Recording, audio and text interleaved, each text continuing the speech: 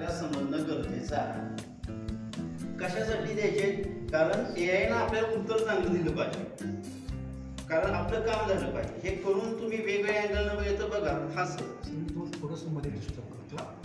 आता याच्यात पूर्ण नवीन असल्यामुळे आपण त्यासाठी 5 मिनिटं द्यावी की खरोखरीच AIची प्रोसेस कशी होत असते, म्हणजे त्याची काय सिस्टीम आहे ती. आणि मगाशी म्हणाल आपण त्याला पाणी वापरलं तर ते ॲक्च्युली कुठं त्या वर्कशॉपमध्ये किंवा कुठं त्याचा पाण्याचा वापर होतो सर्वच असं. एक मिनिट मी दाखवतो.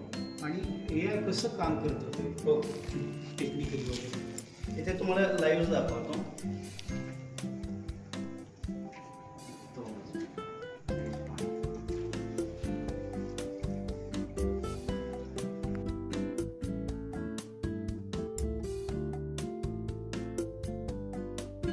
ओके.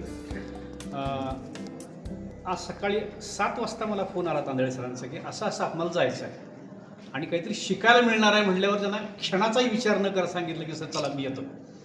मी 11च्या आत पोचतो कराडमध्ये आणि त्या पद्धतीने मी माझी सगळी कामं बाजूला ठेवली आणि इथं आलो. आणि खरं सांगू का, खूप खूप समाधान वाटलं मला. म्हणजे AI थोडंफार माहिती होतं पण त्याच्यातल्या डिटेल्स माहीत नव्हत्या. म्हणून पहिला प्रश्न विचारला होता की मी AI कसं असते ते सांगा. आणि तुम्ही ते एकत्र साठवलं जातं, मग ते कसं मिळवतं वगैरे सगळ्या गोष्टी जरी डिटेलमध्ये नाही आल्या पण मला त्याची आयडिया आली. आणि त्याच्या महत्त्वाची गोष्ट आहे की आयुष्यात आपण काहीतरी नवीन गोष्टी आली तर ते स्वीकारत नाही. आता सर आणि आम्ही 7-8 वर्ष 10 वर्ष झाले एकत्र आहे, पण ChatGPT म्हणा, मेटा AI अजिबात आम्हीच स्वीकारलं. त्यांनी स्वीकारलं, त्याचा इतका सुंदर फायदा झाला की आज ते सगळ्यांना आम्हाला बरोबर आपल्याला सगळ्यांना घेते आणि किती लोकांना बरोबर घेणार आहेत मला माहिती.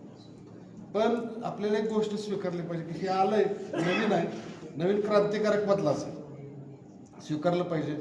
सर खरं तुमचं मी आभार मानतो की ही अशा पद्धतीचं सेशन तयार केलं तुम्ही आणि असे सेशन तयार करा. खरं सांगतो तुम्हाला की भरपूर लोकांनी अडचण येते. साधी गोष्ट आहे की आता